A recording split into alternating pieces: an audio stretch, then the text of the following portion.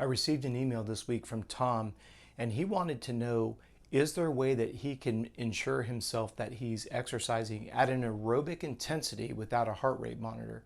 And the answer is unequivocally yes, you certainly can.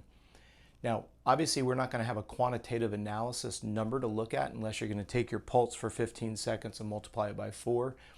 So if you're looking for a hard number, you can certainly manually calculate it. Just capture your heart rate for 15 seconds, multiply it by 4, and that can be a little bit clumsy and cumbersome and obviously inaccurate.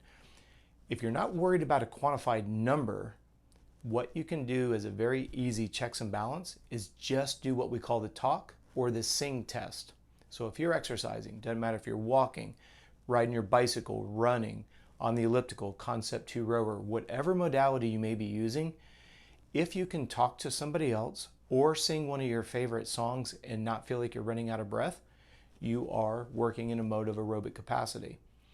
We've put out multiple videos on the numerous benefits associated with aerobic capacity, but remember, the lack of aerobic capacity is the #1 physical limiter, whether it's for long, slow intensity, i.e. something that you want to go ride your bike for 5 hours, it's not a race. Aerobic capacity, as well as muscular fatigue, is always going to be an issue, but the ability to deliver oxygen is #1. When you get to the other end of the spectrum, high-end sprint speed, your ability to deliver oxygen is still just as vitally important, even more so.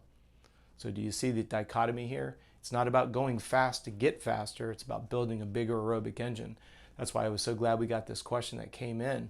You may not have the desire to buy a heart rate monitor right now, but you still want to reap the benefits of it. So it's a very easy to implement. The hard part about it is, especially if you're a hyper-competitive type person, you may not be able to sing out loud without running out of breath, but you keep telling yourself, I'm really not running out of breath. That's where it can become a little bit what we call a gray zone. Sometimes they go off of what's called the PE measurement, the perceived exertion measurement, and that's how that number can get very distorted because we have a high tolerance for pain. Usually if we're hyper-competitive, females definitely have a higher threshold of pain than men because of menstrual cycle, childbirth. So great question. Use the talk test, use the sing test, and you know that you're in an aerobic mode.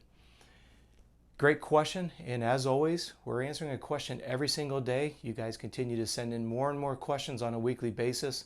And as I reiterate in every one of these videos, that makes us excited because it tells us we're able to help solve some frustrations. We're able to help address some confusions that are floating around out there.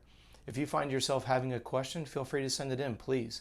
You can do so by sending it to contact@coachrob.com. We'll put it into a video format so all of our subscribers can benefit from the meat of the question that you asked. So thank you so much.